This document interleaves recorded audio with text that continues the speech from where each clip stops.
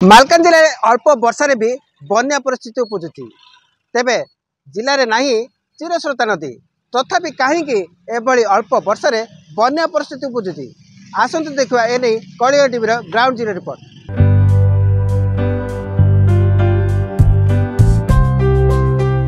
मालकानगिरी जिले में वर्षा छाड़ी जलस्तर कमी हेले लोकों दुर्दशा बढ़ी जलमग्न होइथिबा बहु अंचल पानी कमिबारे लागिछि। लोकों जीवन रक्षा होइतिले मध्य खाद्य शस्य धन संपत्ति नष्ट होइछि।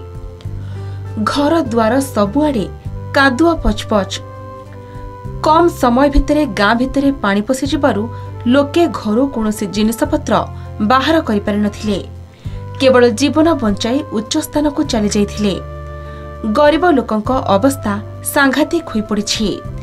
जिलार कालीमेला पड़िया एवं माथिली ब्लॉक रे क्षयक्षति अधिक होइछि। प्राय 12टी पंचायत संपूर्ण नष्ट हो जाइछि। बहुत क्षयक्षति होइछि। गाई बछर जमी एकर एकर जमी पूरा धान नष्ट हो जाइछि।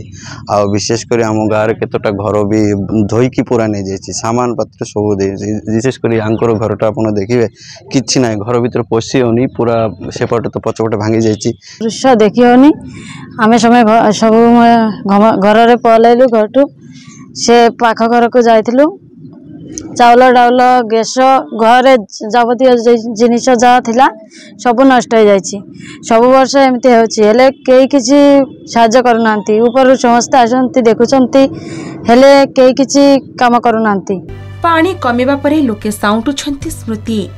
बन्यारे मालकानगिरी जिलार 8830 हेक्टर जमी रे बाली चरी जाइछि। 281टी घर भांगिछि। 4 दिन पर जिलार समस्त पोलो और रास्ता उपरू पानी खसी जाइछि। पोटेरो पोलो उपरू कंक्रीट मध्य धोई जाइछि। भारी जानवाहन एही पोलो उपरे चलाचल हेबाको अनुमति दिया जाउ नाही।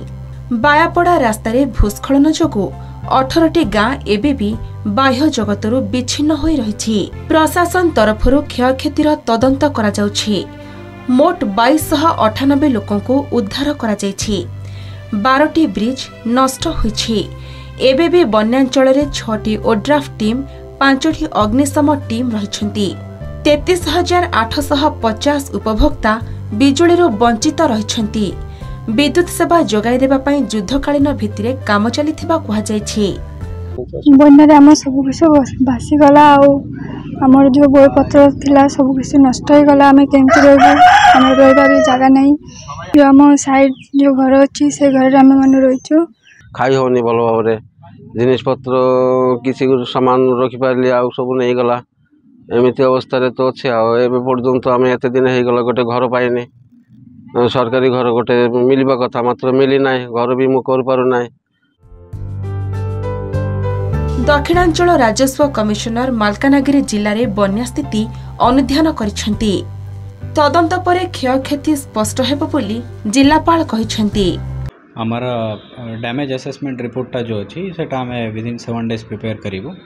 एबे पानी रे लेवल जो अच्छी सब ब्रिजेस रू माने सब नदी रू कमी जाइए और सब ब्रिजेस हमारा एबे ओपन अच्छी NH 326 ऊपर। तो कनेक्शन रे किसी असुविधा नहीं। बाकी गतकाली पर्यंत जो रफ फिगर आम पाखे थिला पाखापाखि 350 घर पार्शियली डैमेज और फुल्ली डैमेज एमटी रिपोर्टा आसी सेटा असेसमेंटा आज आम आरंभ करूँ और 7 दिन भितर रिपोर्ट आसला सेटा आम गवर्नमेंट को पठाइबु। दुर्बल भित्तिभूमि डाकी आणुची बन्या विभीषिका। सेपटे तलुआ पोल पाई बारंबार जोगाजोग विच्छिन्न होछि। अन्यपटे पोलाभरम प्रकल्प जोगु तार बैकवाटर प्रभाव में मालकान जिले में चिरस्रोता नदी नथिला सत्वे बन्यार परिमाण अनेकांश देखा मिलूँ।